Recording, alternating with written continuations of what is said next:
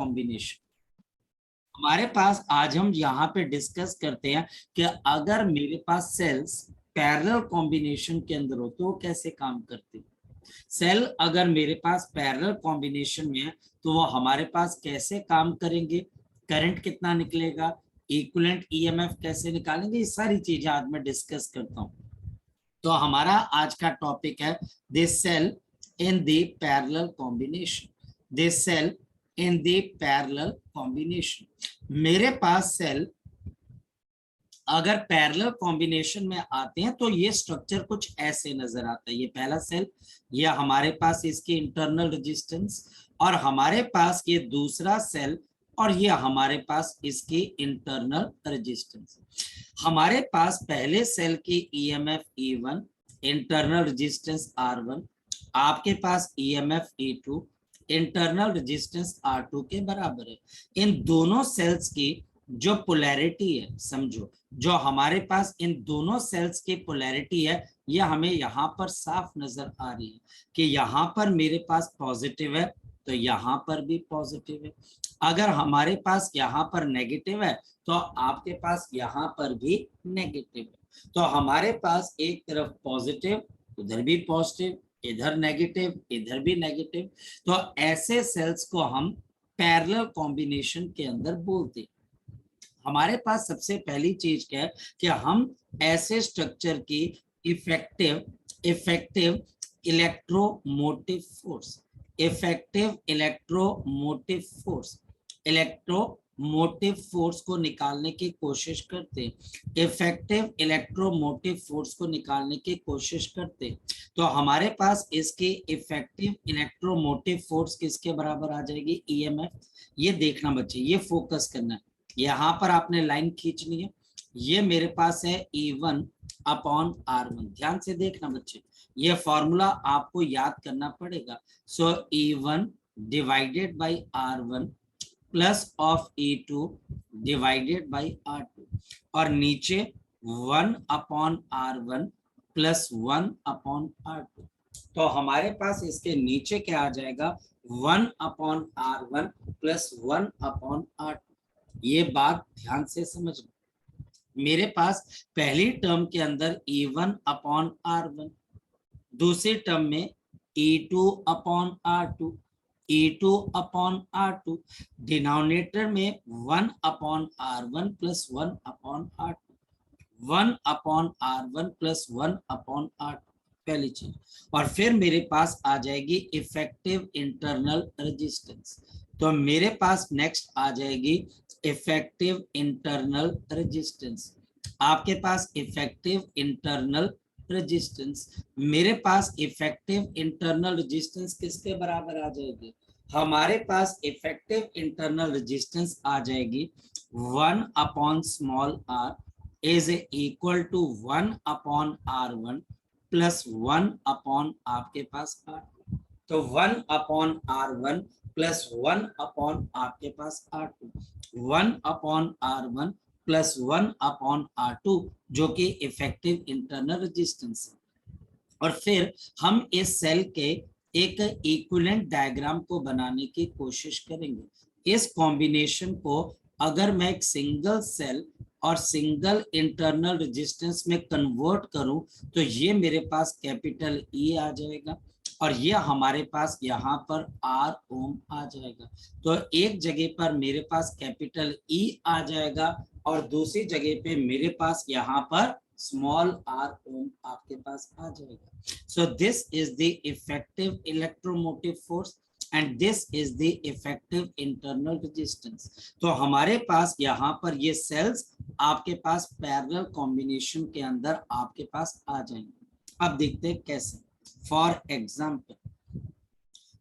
Example मेरे पास यहाँ पर दो सेल्स हैं।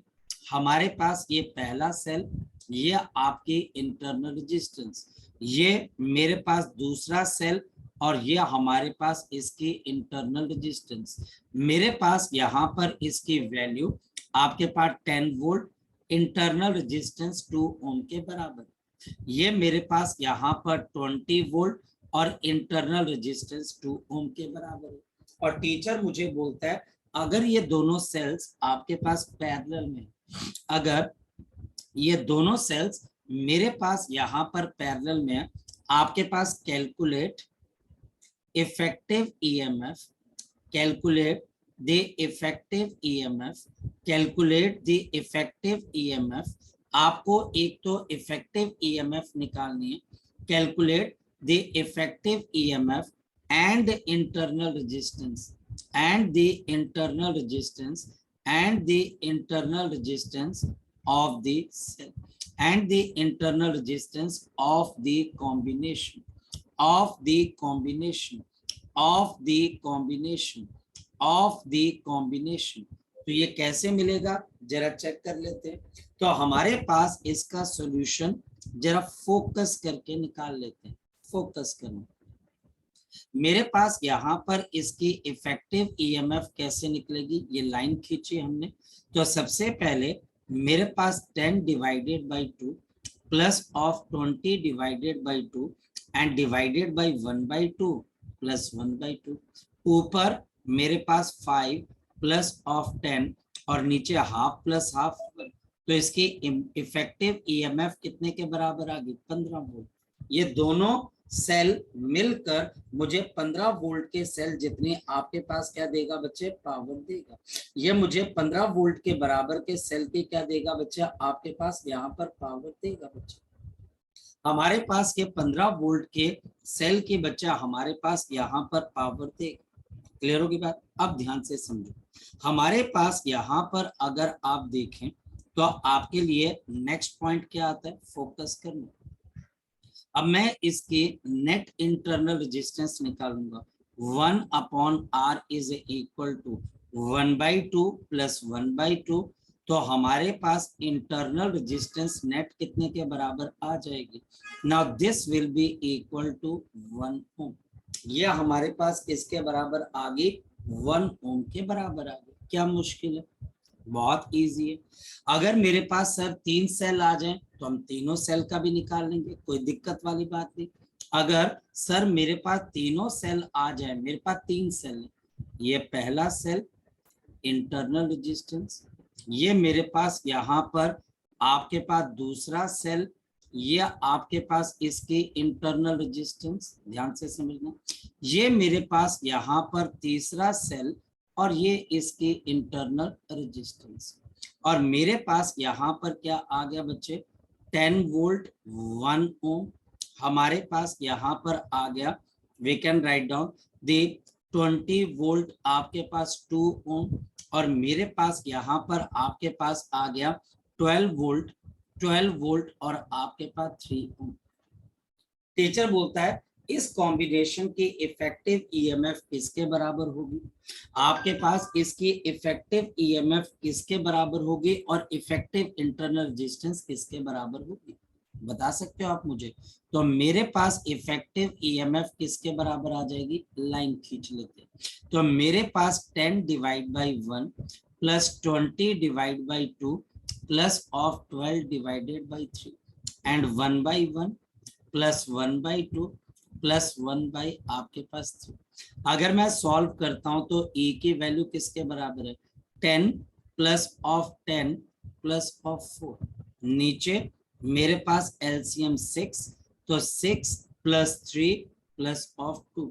तो हमारे पास इफेक्टिव ईएमएफ कितने के बराबर है, सो ये मेरे पास आ गया 24 × 6 डिवाइडेड बाय, तो हमारे पास यहाँ पर 11, ये कैंसिल होकर 2 पॉइंट आ जाएगा, 20 आ जाएगा 1, और हमारे पास ये कितने के बराबर आ जाएगी, दिस विल बी 12.6 वोल्ट।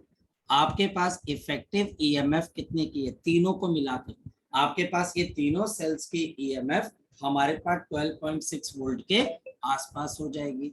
और internal resistance 1/r net, 1/r net. अब बताओ ये किसके बराबर हो जाएगी, तो 1/1, 1/2, 1/3, एलसीएम 6 और ऊपर 6 प्लस 3 प्लस ऑफ 2, तो 11/6। या फिर आपके पास इंटरनल रेजिस्टेंस किसके बराबर आ जाएगी, तो आपकी इंटरनल रेजिस्टेंस आ जाएगी 6/11 ओम के आसपास। तो हमारे पास इंटरनल रेजिस्टेंस किसके बराबर आ जाएगी? Now this will be equal to, ये हमारे पास किसके बराबर आ जाएगी? 6/11 ओम के आसपास आ जाएगी। अब इस पे क्वेश्चन कैसे आएंगे? डेफिनेटली एक करंट निकालने के आएंगे, डेफिनेटली एक करंट निकालने के आएंगे। और कैसे आएंगे जरा चेक कर लेते हैं।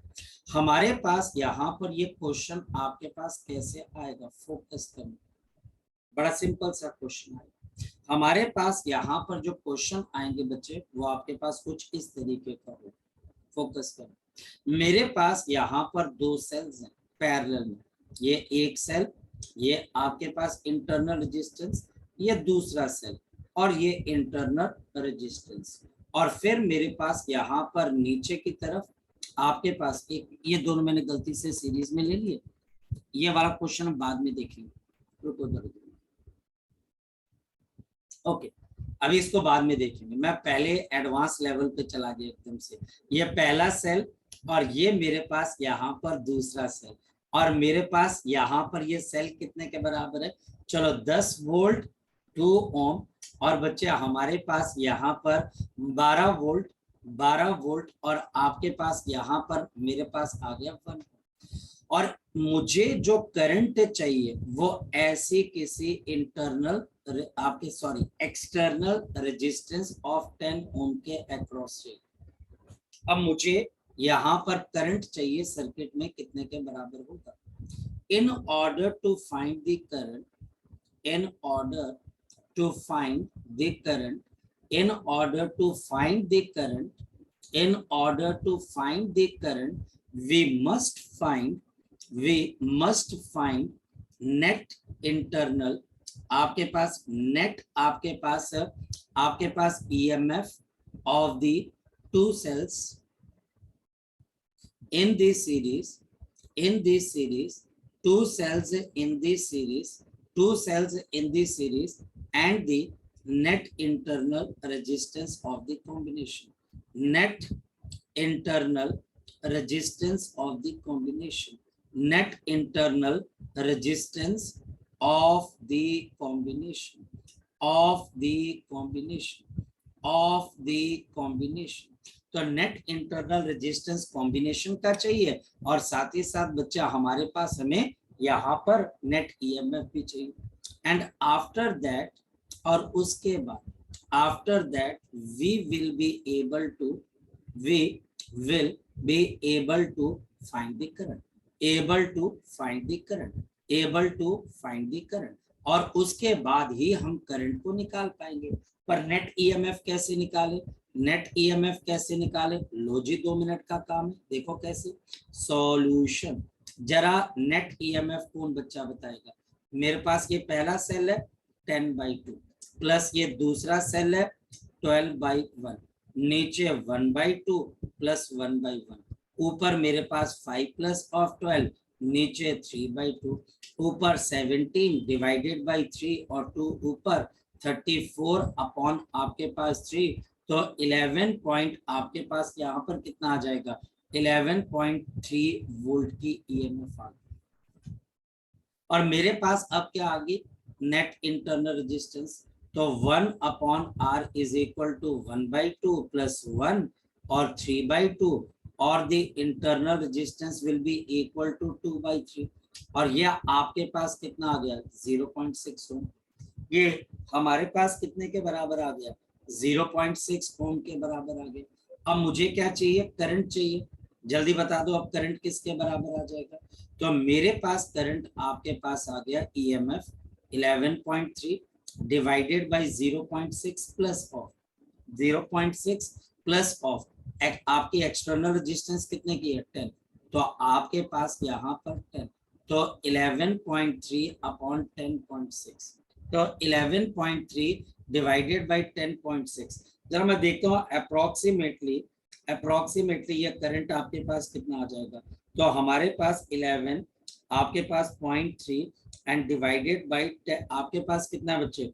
10.6, 1.06, तो आपके पास यहाँ पर ये आ गया 1.06 एम्पियर का करंट। ये हमारे पास 1.06 का आपके पास क्या आ गया, करंट है जी। अगर किसी बच्चे का इसमें कोई डाउट है वो बच्चा मुझे पूछ सकता है। अगर किसी बच्चे को कोई डाउट है पैरेलल कॉम्बिनेशन के अंदर, मोस्ट वेलकम, आप बच्चे ये क्वेश्चन मुझसे पूछ सकते हो, आप इससे रिलेटेड क्वेश्चन मुझसे पूछ सकते हो। शाबाश, बताओ बच्चे जी। है किसी बच्चे का कोई क्वेश्चन? है किसी बच्चे का कोई क्वेश्चन? शाबाश। राघव, पार्थ, मेघा, अस्मित, सलोनी, बेटा कोई डाउट है बच्चे? बोलो बच्चे। सिमरत बेटा, नितिका, बेटा जल्दी बताओ। वेदु बेटा कोई भी डाउट हो तो आप बताओ, जल्दी बताओ बच्चे। है कोई डाउट बेटा? है कोई डाउट बेटा? सर ये जो तीसरी ये एक्सटर्नल रेजिस्टेंस है, इसका हाँ, कुछ काम नहीं है सर? किसका बच्चे? सर इसका क्या इसमें क्वेश्चन में यूज हुआ सर? इसका यस सर। बेटा अगर एक्सटर्नल रेजिस्टेंस नहीं होगी तो आपके पास ये दोनों सेल करंट बाहर नहीं छोड़ेंगे। आप एक्सटर्नल रेजिस्टेंस लगाते हो तभी तो करंट बाहर आता है, यस और नो? Yes sir. तो आपके पास जो एक्सटर्नल रेजिस्टेंस आप लगा रहे हो वो करंट को एक्सट्रैक्ट करने में हेल्प करता है। वो हमारे पास करंट को एक्सट्रैक्ट करने के अंदर क्या करता है, हेल्प करता है। वो हमारे पास करंट को एक्सट्रैक्ट करने में हेल्प करता है। ठीक है बेटा? Yes sir.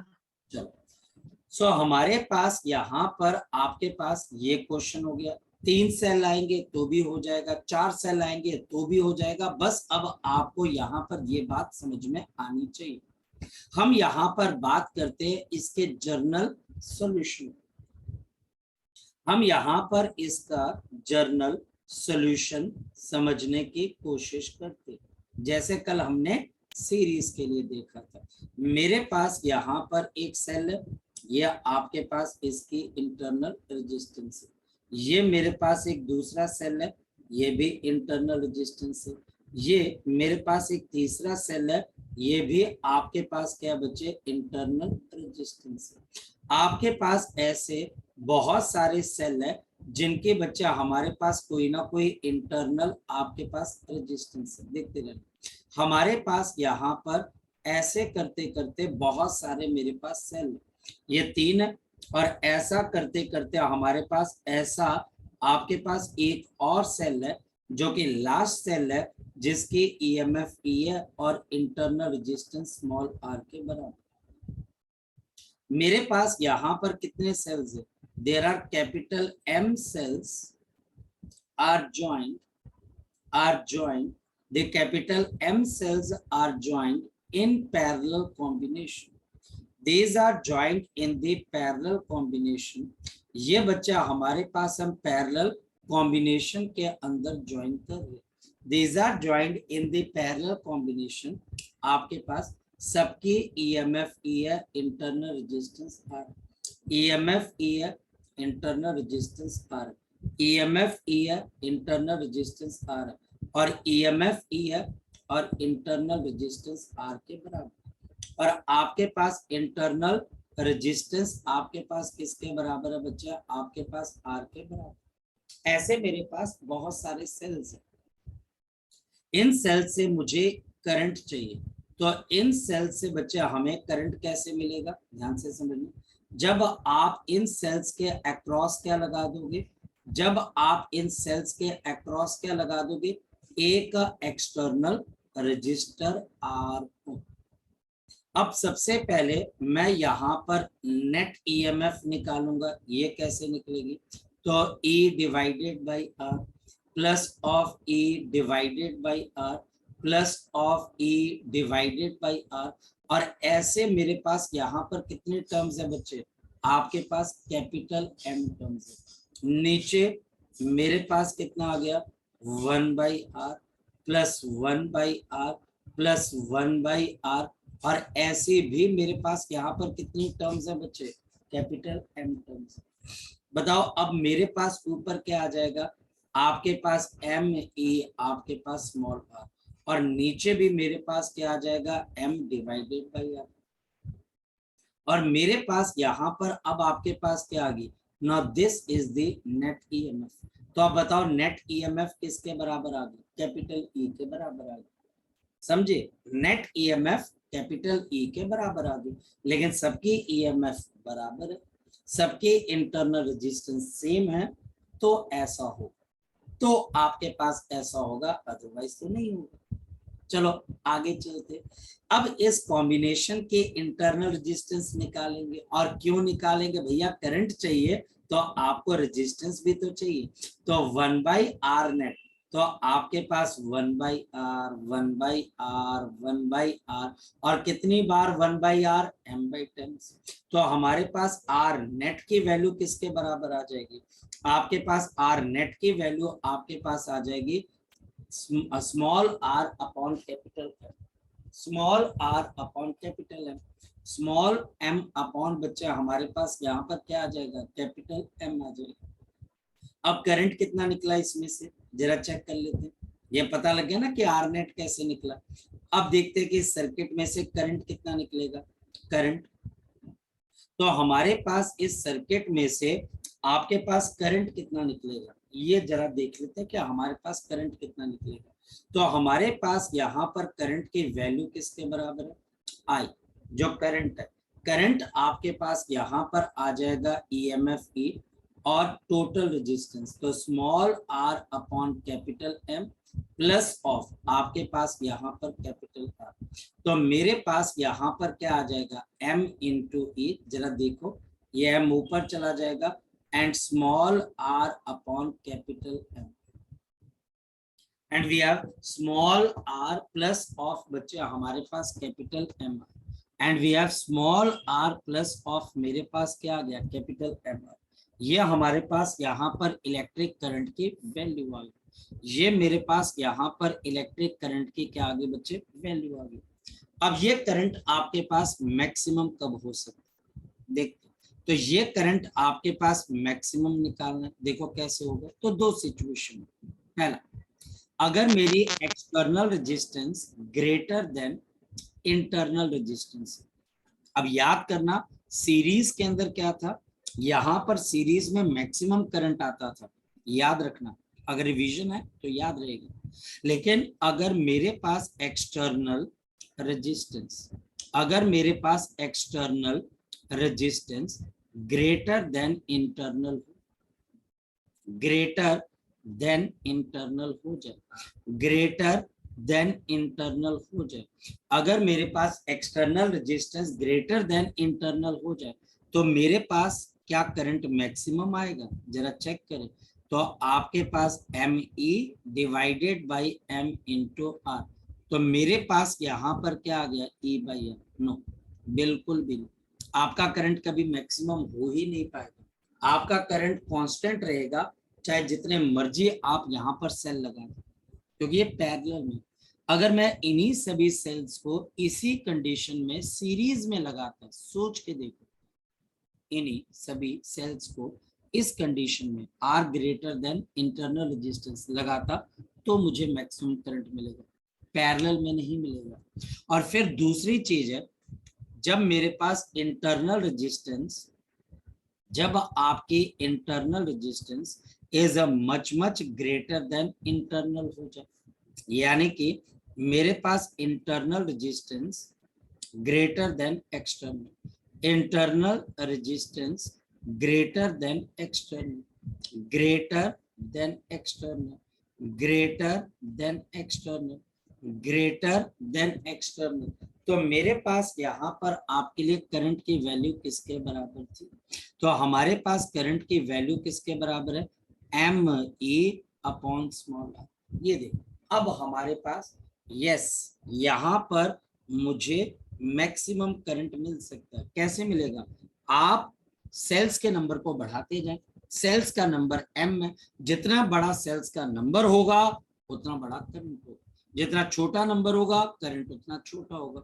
तो अब मुझे एक बात समझ में आती है, जो कि बड़ी सिंपल सी है, और क्या बात है बच्चे, जरा ध्यान रखना, मुझे एक बात समझ में आती है, अगर मेरे पास n सेल्स सीरीज के अंदर और मेरे पास यहाँ पर m सेल्स पैरेलल में, ध्यान से समझना, अगर मेरे पास n सेल सीरीज में और आपके पास m सेल्स किसके अंदर बच्चे, पैरेलल में, तो दोनों में फर्क क्या है, हमारे पास अगर n सेल सीरीज के अंदर है तो आपका करंट मैक्सिमम कब आता है, जब external resistance is much much greater than internal. और यहाँ पर आपके पास मैक्सिमम करंट कब आता है, जब आपके पास external resistance is much much smaller than internal. मेरी बात को ध्यान से समझना, ये दो कंडीशंस हैं जिसके ऊपर सेल्स आपको क्या देते हैं, मैक्सिमम करंट देते हैं। जिसके ऊपर सेल आपको कौन सा करंट देते हैं बच्चे, मैक्सिमम करंट देते हैं, मैक्सिमम आपको यहाँ पर करंट देते हैं जी। अब किसी बच्चे का कोई डाउट है तो वो बच्चा मुझे यहाँ पर पूछ सकता है। अगर किसी बच्चे का यहाँ पर कोई डाउट है तो वो बच्चा मुझे यहाँ पर डाउट पूछ सकता है। शाबाश, बोलो। अगर किसी बच्चे का कोई डाउट है तो वो बच्चा मुझे यहाँ पर पूछ सकता है। मेघा, मुदित, अस्मित? No sir. पक्का श्योर है बच्चे? सलोनी, अगर बच्चे आपको कोई डाउट है तो आप मुझसे पूछ सकते हैं और हम आगे चल सकते हैं जी। किसी बच्चे का कोई डाउट? पार्थ, वेदु, स्तुति, सिमरत, नितिका, राघव, अगर बच्चे आपका कोई डाउट है तो आप मुझे पूछ सकते हो इसमें से। है किसी किस्म का डाउट? बोल पार्थ। नहीं है सर डाउट। अच्छा ठीक है, थैंक यू बच्चे। अब मेरे पास यहाँ पर इतनी चीजें करने के बाद मुझे नेक्स्ट चीज जो अब यहाँ पर समझ में आनी चाहिए, और वो हमारे पास क्या बच्चे, फोकस करना कि मेरे पास अगर ये सेल मिक्स्ड ग्रुपिंग के अंदर लग जाए तो क्या हो। अगर ये सेल मेरे पास मिक्स्ड ग्रुपिंग के अंदर लग जाए तो क्या हो, मिक्स्ड ग्रुपिंग। मिक्स्ड ग्रुपिंग का मतलब बच्चा हमारे पास ये सेल है, ये इंटरनल रेजिस्टेंस, ये सेल है, ये इंटरनल रेजिस्टेंस, ये सेल है, ये इंटरनल रेजिस्टेंस, और ऐसे मेरे पास कितने सेल्स लगे हुए हैं, आपके पास n सेल्स। ऐसे मेरे पास यहाँ पर n सेल्स लगे हुए, 1 2 3 4 एंड सो। और फिर बच्चा हमारे पास यहाँ पर नीचे आपके पास यहाँ पर एक और सेल, ये ऐसे, आपके पास ये ऐसे। अब देखो ये हमारे पास मिक्स्ड ग्रुपिंग बोलते हैं। मेरे पास एक रो के अंदर n सेल्स लगे हुए, मेरे पास एक रो में n सेल्स लगे हुए, और ऐसे मेरे पास कितने सेल्स हैं बेटा, ध्यान से समझना। ऐसे मेरे पास यहाँ पर कितने सेल्स हैं, ऐसे मेरे पास यहाँ पर आपके पास क्या आगे बच्चे, आपके पास यहाँ पर m रोज लगी हुई, आपके पास यहाँ पर आपके पास m रोज लगी हुई। देखना, फोकस करना, ये मेरे पास मिक्स्ड ग्रुपिंग है एक सेल की, जिसमें ये मेरे पास पहली, दूसरी, और ये मेरे पास mth रो है बच्चे। और एक रो के अंदर कितने सेल है, ये मेरे पास पहला सेल है, ये दूसरा सेल है, ये आपके पास तीसरा सेल है, और ये मेरे पास यहाँ पर nth सेल है। हर सेल की EMF E, EMF E, EMF E, EMF E के बराबर है। हर सेल की इंटरनल रेजिस्टेंस स्मॉल r ओम, स्मॉल r ओम, स्मॉल r ओम और स्मॉल r ओम, मतलब कि सबके लिए अब एक जैसा है। आप इसको अब लगा कर चलो, सबके लिए एक जैसा।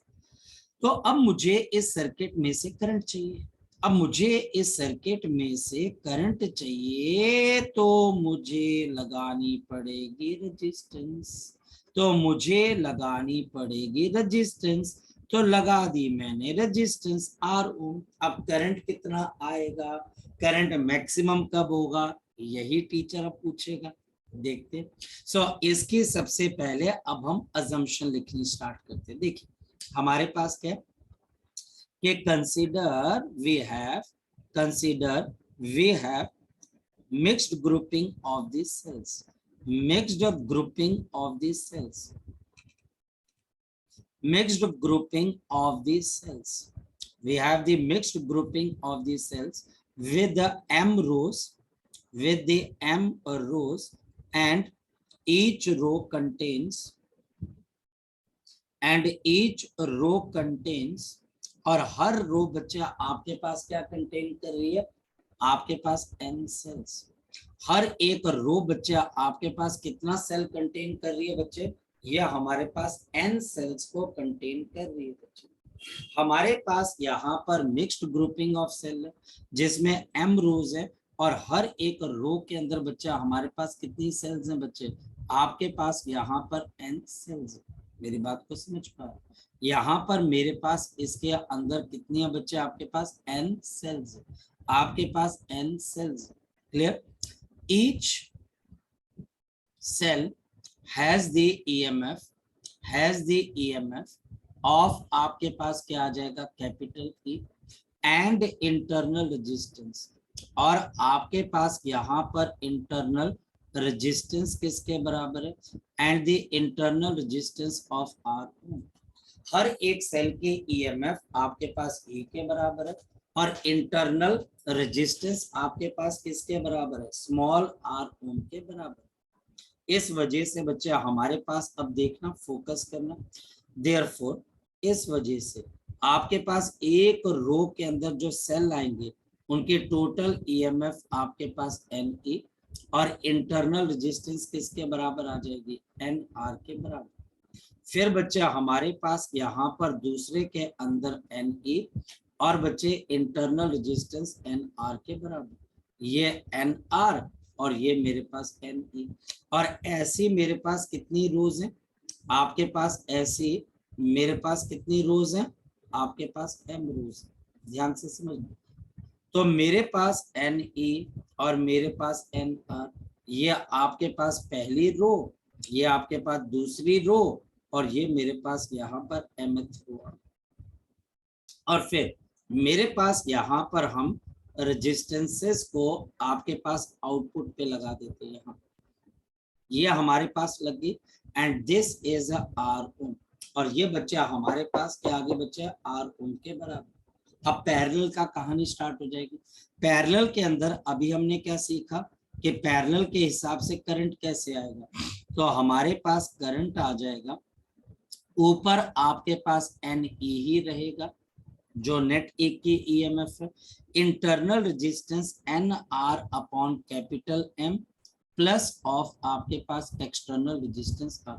मैंने सिंपली यहाँ पर पैरेलल वाली प्रॉपर्टी को यूज किया हुआ, मैंने यहाँ पर पैरेलल वाली प्रॉपर्टी को डायरेक्ट लगा दिया बच्चे। ये देखो मैंने यहाँ पर पैरेलल वाली प्रॉपर्टी को डायरेक्ट लगा दिया, ये वाली प्रॉपर्टी मैंने पैरेलल वाली इस प्रॉपर्टी को डायरेक्ट लगा दिया, आपके पास इसको मैंने डायरेक्ट लगा दिया।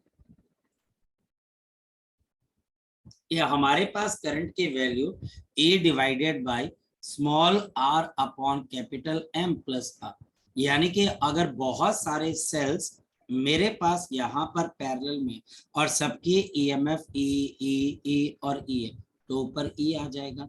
इंटरनल रेजिस्टेंस R और R कितने टाइम्स है, M टाइम्स, तो R बाई M प्लस यहाँ पर R। तो मैं इस रिलेशन को डायरेक्टली यहाँ पर यूज कर रहा हूँ, मैं डायरेक्टली इस रिलेशन को यहाँ पर यूज कर रहा हूँ करंट के लिए। सो इस वजह से बताओ मेरा करंट किसके बराबर आ जाएगा, तो मेरा करंट आ जाएगा I is equal to MNE divided by आपके पास NR plus of capital M। मेरी बात को ध्यान से समझो। अब ये आ गया मेरे पास करंट। इस करंट के अंदर सबसे इंपॉर्टेंट चीज क्या, यहाँ पर अगर मैं आपको बोलूं M multiplied by capital N, ये किसके बराबर, अगर मैं आपको बोलूं M multiplied by capital N, ये किसके बराबर होगा, तो ये हमारे पास क्या आ जाएगा, total number of the cells. सोच के देखो ऐसा मैं क्यों बोल रहा हूँ, total number of the sales.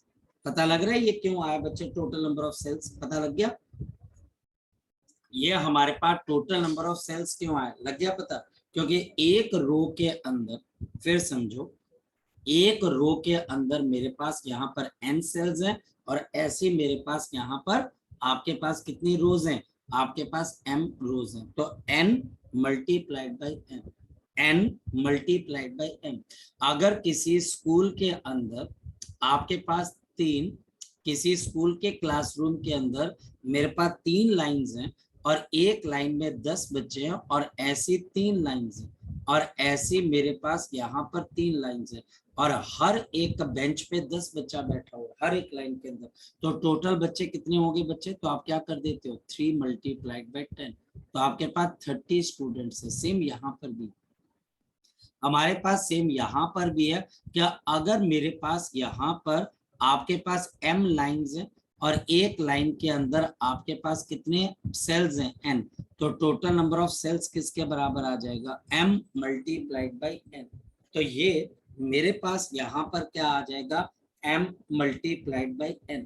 ये हमारे पास क्या आ जाएगा? m multiplied by n। तो ये हमारे पास आ गया। चलो आगे चलते हैं। अब मेरे पास यहां पर ये करंट तो आ गया।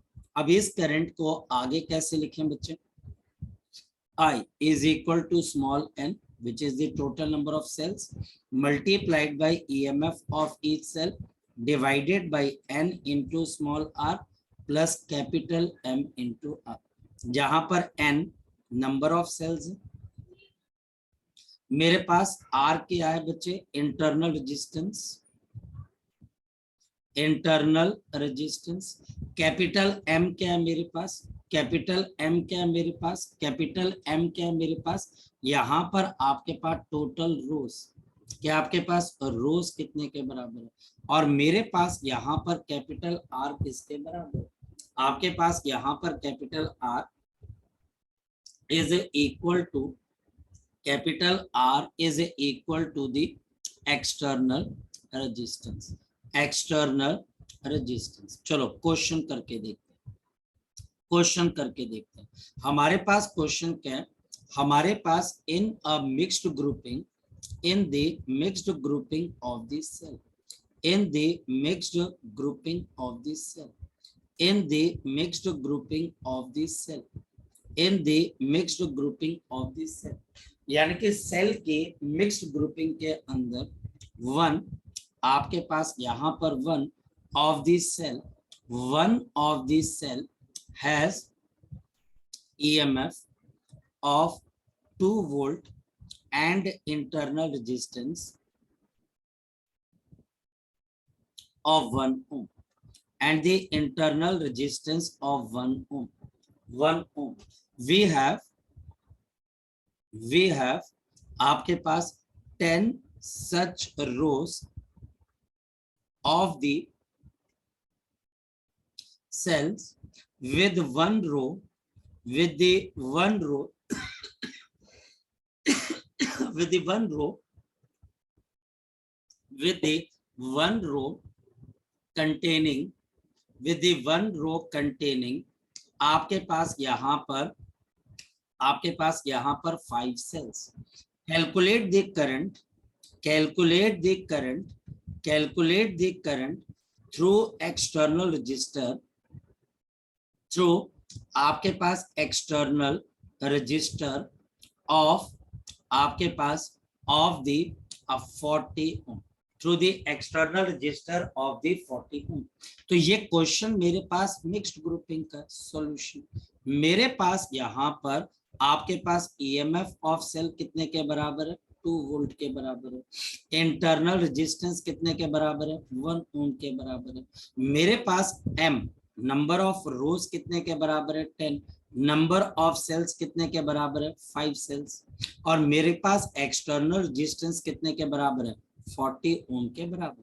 टीचर मुझे करंट पूछ रहा है, current is MN into E divided by MN into E divided by N number of cells into internal resistance.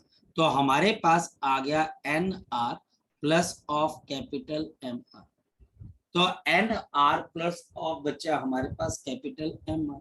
So I is equal to, मेरे पास यहाँ पर 10 into 5, आपके पास EMF 2 के बराबर है NR। तो N मेरे पास यहाँ पर 5 और स्मॉल r कितने के बराबर है? 1 प्लस ऑफ कैपिटल M जो कि हमारे पास 10 है और कैपिटल R जो कि 40 के बराबर।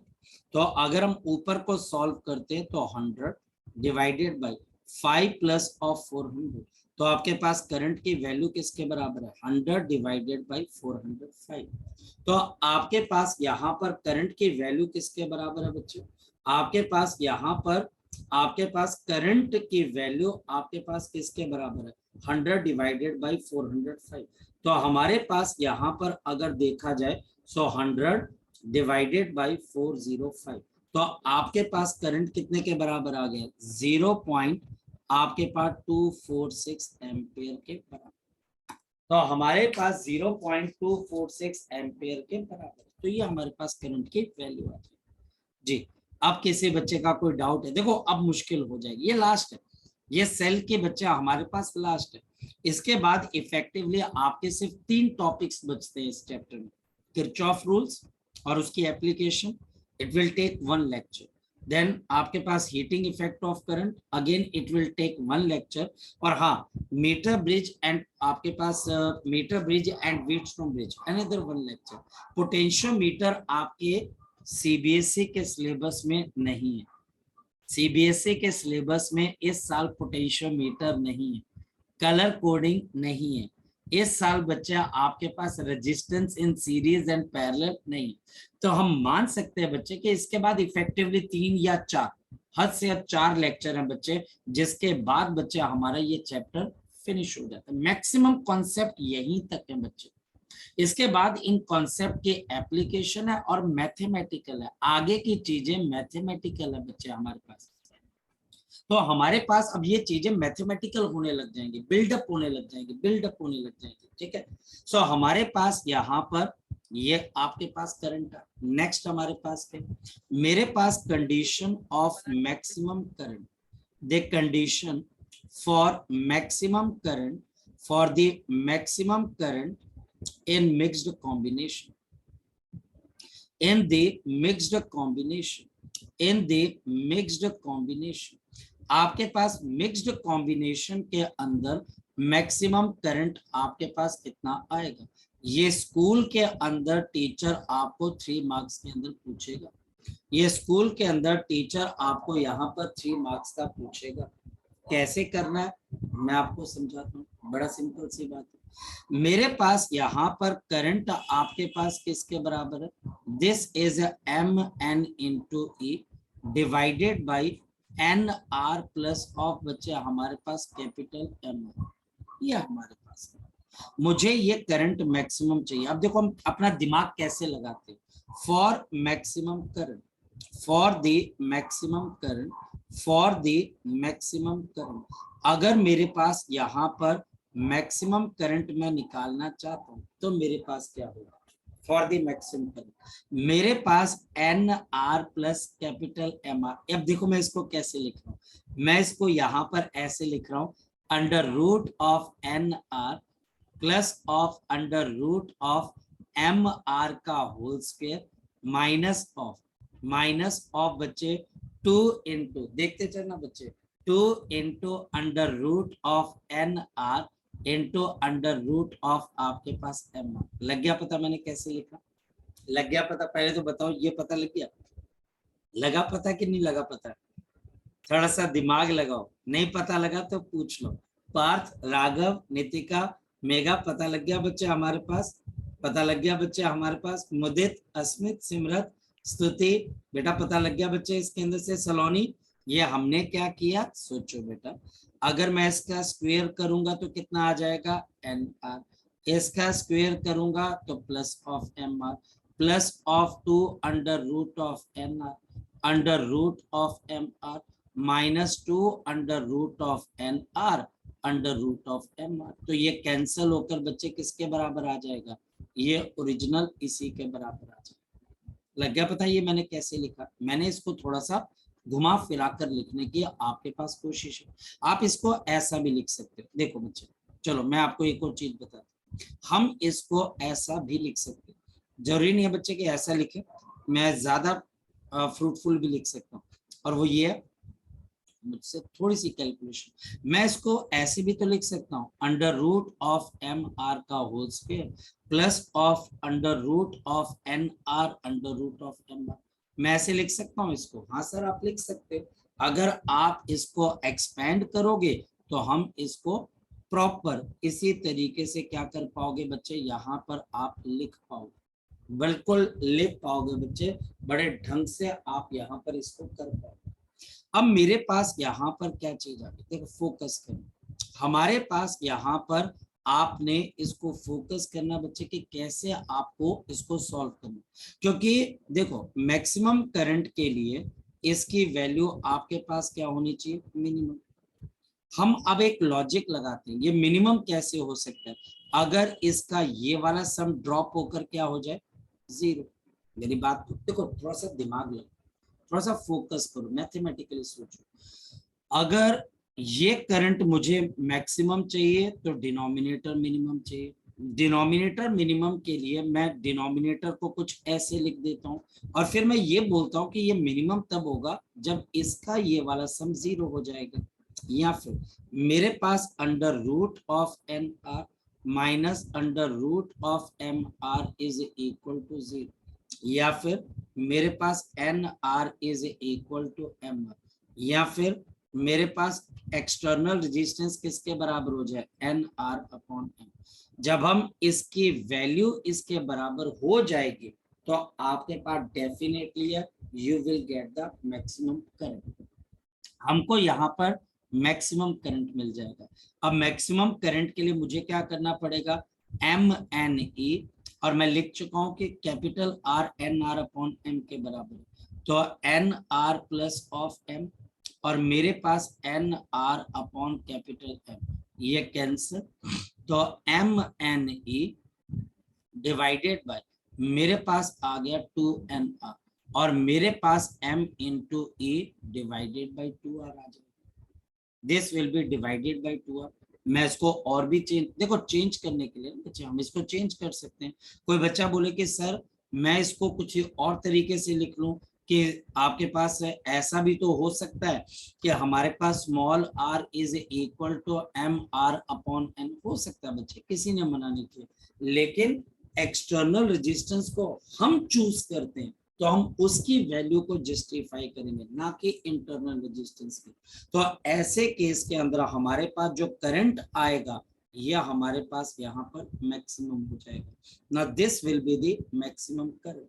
यह हमारे पास यहाँ पर मैक्सिमम करंट की कंडीशन एग्जिस्ट करेगी। तो हमारे पास क्या आ गया, जैसे मेरे पास यहाँ पर क्वेश्चन क्या, for what value of external resistance, for what value of the external resistance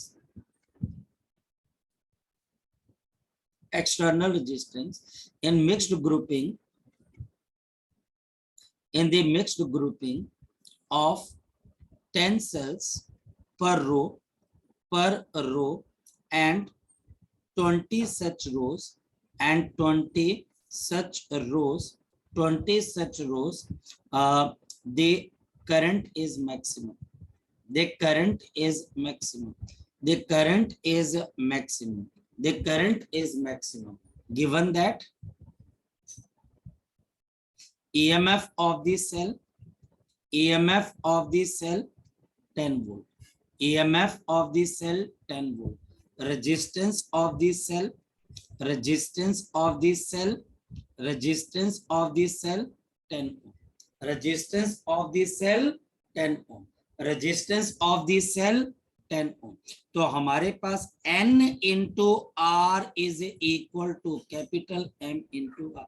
solution focus करना, N into R is equal to capital M into R. N into R is equal to capital M into R. ये हमारे पास condition आ जाती है किसकी बच्चे, maximum current की। और इस वजह से मेरे पास यहां पर क्या चीज आ गई कि capital R is equal to N R upon M. So this is equal to NR upon M, और R is equal to number of cells 10, internal resistance 2 ohm and M। आपके पास कितनी रोज हैं, तो 20 सच रोज हैं, ये कैंसिल हो जाएगा। तो एक्सटर्नल रेजिस्टेंस भी आपके पास कितने की चाहिए बच्चे, 1 ओम की चाहिए। आपको एक्सटर्नल रेजिस्टेंस भी कितने की चाहिए, आपके पास 1 ओम की एक्सटर्नल रेजिस्टेंस चाहिए। तो ये छोटी छोटी चीजें बच्चे, अब ये थोड़ा सा याद करना पड़ेगा, और ठीक है बच्चे, इट्स ऑल राइट। हमारे पास in the part of the game ये चीजें भी तो आपको सीखनी पड़ेंगी। तो अब आप बच्चे इसको एक बार रिपीट कर लेना, कोई दिक्कत आए तो मुझे बता देना, और वो जरूर बताना। लास्ट एक क्वेश्चन रह गया, एक बच्चे का डाउट था, वो बच्चा क्वेश्चन हमारे पास ये पूछ रहा, एक बच्चे का डाउट था कि अगर मेरे पास 20 फीट लंबी कोई वायर है, 20 फीट लंबी कोई वायर है, और उस वायर में इलेक्ट्रॉन ड्रिफ्ट कर रहे हैं, तो उसको टाइम कितना लगेगा एक पॉइंट से दूसरे पॉइंट पर जाने के? 20 फीट। तो हमारे पास यहाँ पर इसको टाइम कितना लगेगा? So time is equal to length upon drift velocity 20। एक फीट कितने सेंटीमीटर के बराबर होता है? 30 सेंटीमीटर। और नीचे ड्रिफ्ट वेलोसिटी 1.25 10 की पावर -8, और दिस इज 20 into 30 सेंटीमीटर 10 की पावर -2 एंड डिवाइडेड बाय 1.25 10 की पावर -8। तो हमारे पास 600 डिवाइडेड बाय 1.25 10 की पावर, आपके पास यहाँ पर 6 सेकंड। अब आप इसको सॉल्व कर लीजिए, आपके पास आंसर आ गया। ठीक, तो एक बच्चे का डाउट था, तो ये डाउट भी मैंने साथ साथ कंप्लीट कर दिया। चलिए अब इसको पढ़ लेना, कोई डाउट आए तो मुझे जरूर बताना।